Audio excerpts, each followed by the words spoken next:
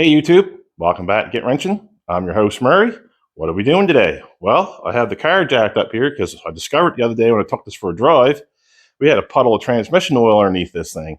Also, we had a little small puddle of engine oil. Plus, I want to take the 8.8, start measuring out some dimensions and get the parts coming so that way we can get the 8.8 installed in this car. So sit back, relax, grab yourself a sandwich and a beverage, and guess what? We're tearing into this.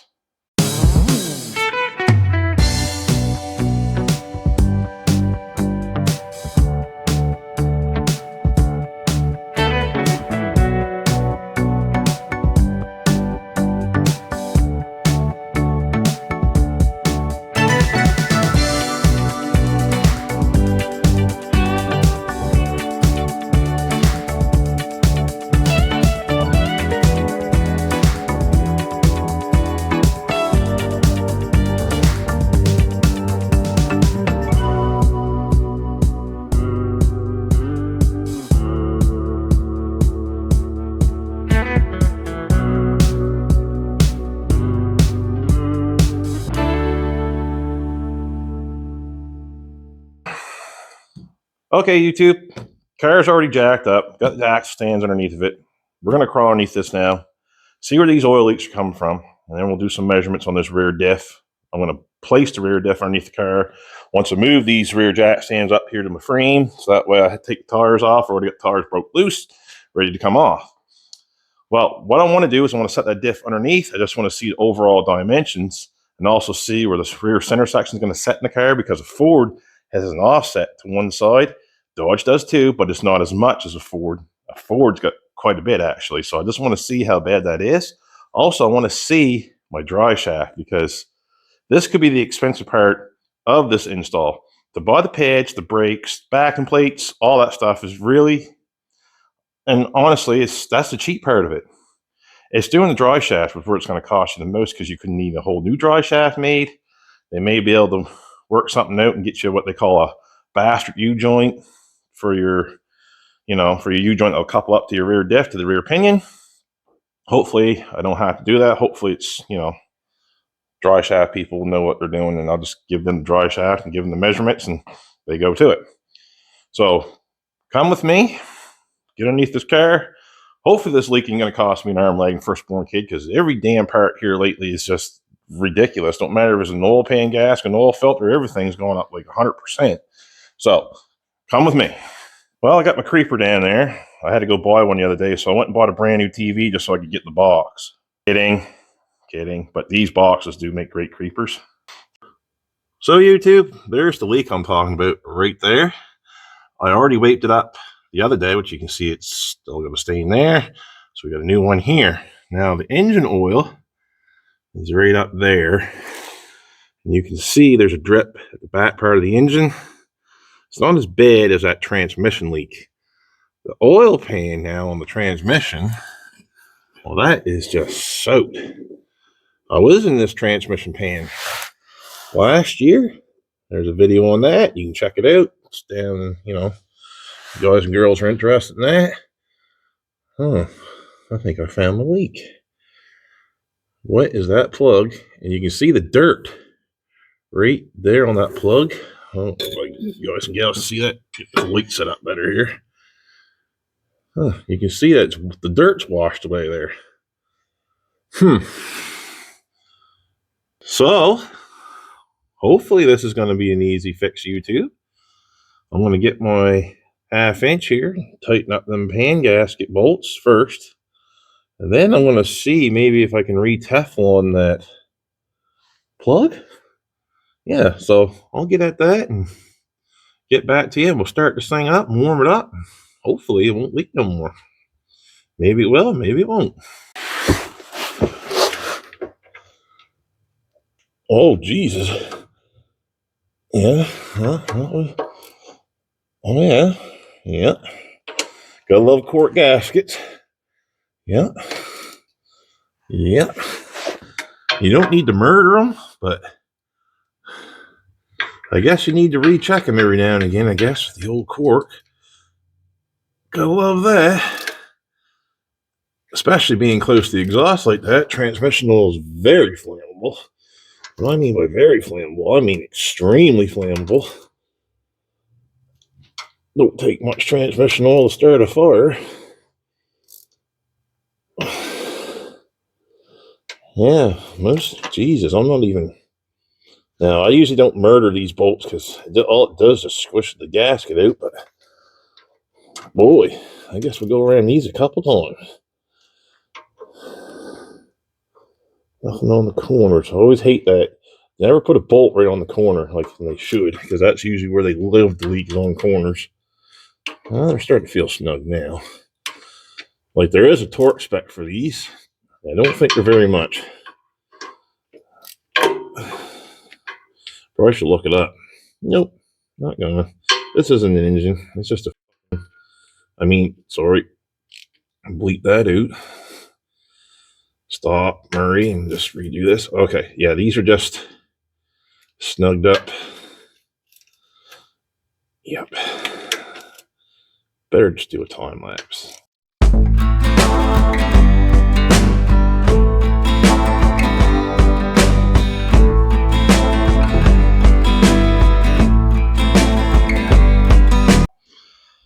So YouTube, I removed that out of the car, that little drain plug, tighten up all the bolts on the base pan, which was really super loose.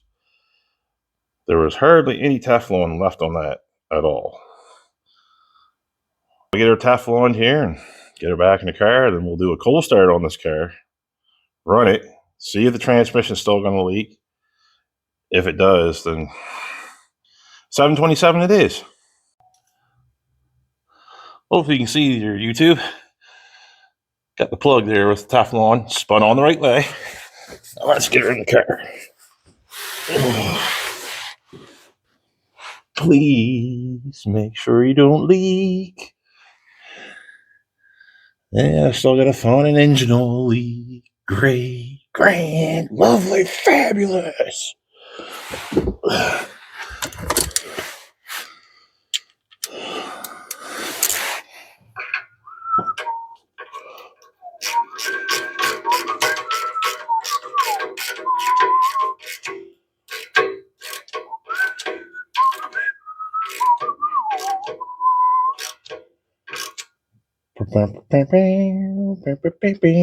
Oh, come on.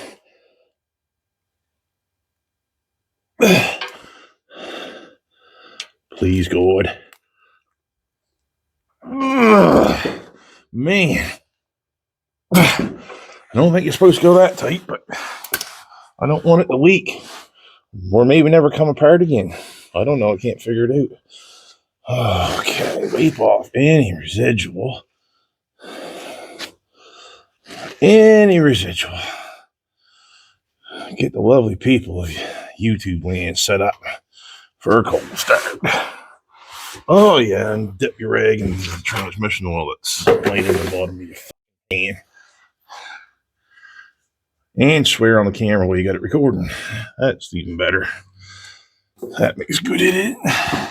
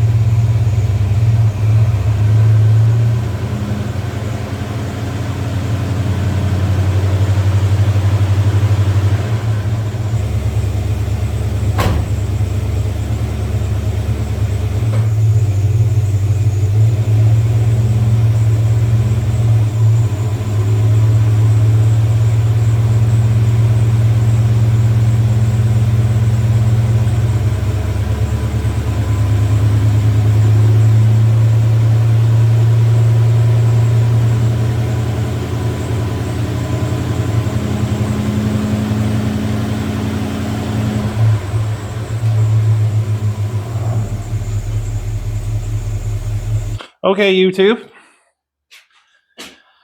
Well, the transmission leak is sort of fixed. I ran it. Seen that little video there where I got in it and let it warm up for about 15-20 minutes. Went underneath there, the plug, that little pipe plug, that stopped leaking. But the transmission oil, believe it or not, and I siliconed that pan, the transmission oil is running down through the bolts. So now it looks like I'm going to have to re-pop off that damn transmission pan, more fluid, may as well change filter while I'm in there, because that's only $9. So yeah, well, I guess that will fix the transmission leak. Not getting that done today. Then, okay, so that's great. Let's move on to the oil leak. Well, we have multiple oil leaks that's gathering up to make it look like one big oil leak. So first, bring you over here to the front of the car and get here and get some light on the situation. As you can see right there, where my finger's pointing at, a damp sensor there with the wire going to it underneath the coil. This guy right there, that's leaking. That's my oil pressure switch. The base pan gasket is seeping. It looks like the rear main seal is seeping. And it looks like the passenger side valve cover is seeping. And the reason why I figure that, I'll show you again. You can see down here in the corner where it's all wet down along that valve cover. And it's sort of wet down along the block. On the driver's side, I've already replaced that valve cover gasket. I don't know if you can see there. Like it's got the cork gasket in it. The other one's inside. I took that side apart to get a cast number off the cylinder head, and well, that gasket, they were new when I did my timing chain and whatever about 3 years ago. Well, so many heat cycles, that stuff just goes brittle and it broke, and there goes $40. Valve cover gasket in. So I moved on from that. I didn't feel like I should show you guys and gals all that. You see me fix a transmission leak. You see me do all that. Then I went on to the diff. So far, so good. I got the diff sort of half-ass set in the vehicle here. Oh. As you can see, it's not lined up too bad. It should go over that way maybe 1/8 of an inch. I did some measuring. This diff is most definitely going to sit over here. The pinion is going to be on sort of an angle versus how my dry shaft is. And you can see there how the dry shaft is. And the pinion flange on this is just right there. So this dry shaft is going to get awful close to that muffler. So what do? I'm going to do some more measuring here, some more ciphering. I measured that diff. I told you guys and gals there in the last video. These were 59 inches. So the internet said, well, let's say Mr. Miller's measuring tape don't lie. And that measured out to 58 1/4. The diff that's in the car measured out to 59.5 inches wide. From axle flange to axle flange. That's how you measure these things. You don't measure from backing plate to backing plate. From where the tire, where the actual brake drum goes on, you take the brake drums off, you measure from there to the other side, and that will give you your overall width. Well, we got 58 1/4, which is great. I don't mind being narrow. Wider is going to make it worse for me. So, especially if I start running slicks on this thing, if I start getting serial into drag racing. So I'll do some more measuring, some more ciphering here. I'll bring you guys and gals back in if I find anything different. I got to get a length of my dry shaft and then start figuring out some parts. So YouTube, as you can see here, that's the factory dry shaft diff in the car. Still bolted up. You know, I'm nowhere near on bolting that. You can see the pinion on the 8.8. So as I'm looking down the dry shaft here, I get the camera over here. As I'm looking down the dry shaft, you can see She's going to set all over to the side right now. So the way it's lined up right now is quarter of the flange is right dead center of that. So which means is Chrysler does, I think, I'm pretty sure it's an inch and 5/8 off center to the transmission. Ford's is like 2 1/8. Well, it would make sense when I measured. Yes, that's not the precise spot where it's going to be in the car, but it is, I'm telling you, 1/16 of an inch maybe. Like I got it that close just with the measuring tape and figuring out the center of the diff to the center of the axle out that way. The other side, and yes, I know they're all centered. That's what I'm just explaining. So yeah, I got a good parts list. I got some measurements geared up here now. This, I measured the pinion in like the center section just to see how thick it is. There's not much difference between stock versus the new, because Ford uses that flat pinion flange for their U-joint, and this one here's got like just little tabs. You'll see. So you can see there's little tabs that hold the U-joint in. That has a flat flange, which dry shaft is over there behind that with the flange still attached. Okay there, guys and gals, YouTube land. Now we got this all figured out, sorta. Once we get welding and stuff, that's going to be a little bit different again, because once I get the diff in the car, then I can really fine-tune how it's going to sit there. I did some rough measurements, and what I mean by what I did with my rough measurements, I'm within a 1/16 of an inch, maybe even less. We're pretty close on how that rear diff is going to sit in the car. I'm not tearing it apart right now because the car is still together. Like I explained, I want to take this to Greenfield and run it as is. We figured out some of the transmission leak. We figured out some of the engine oil leak, which we're going to get onto a couple of those ASAP, hopefully. I hope the rear main seal on this thing is still good, because that is a pain in the arse. That is not a simple job in this car. If I'm going to go through all that, I may as well just, rebuild this and take that engine out and put that in, because it's easier to do the rear main seal when they're out here on the engine stand than in the car. Do I really want to rebuild this engine? Not right now. That's something I want to do, over time. Speaking of time, if you guys and gals want to save me some time, I'll kindly trade you for a 68 to 70 Dodge Charger or a 70 Plymouth Roadrunner. Straight up. Just kidding. So that's going to conclude it for me today here, guys and gals. If you like what you saw, you know what to do. Give me the like. If you really like what you saw, give me a share. And if you really, really like what you saw, how about a subscribe? Costs nothing. No obligations. It's free. And if you don't like, you can unsubscribe at any time. No hard feelings, whatever. I'm just doing this for fun. I'm not doing it for money, because if I was doing it for money, I'm poor. And I'm still poor. So if you guys and gals do this for a living, or you just want to do this for fun, just remember, stay safe, get wrenching. See you next time.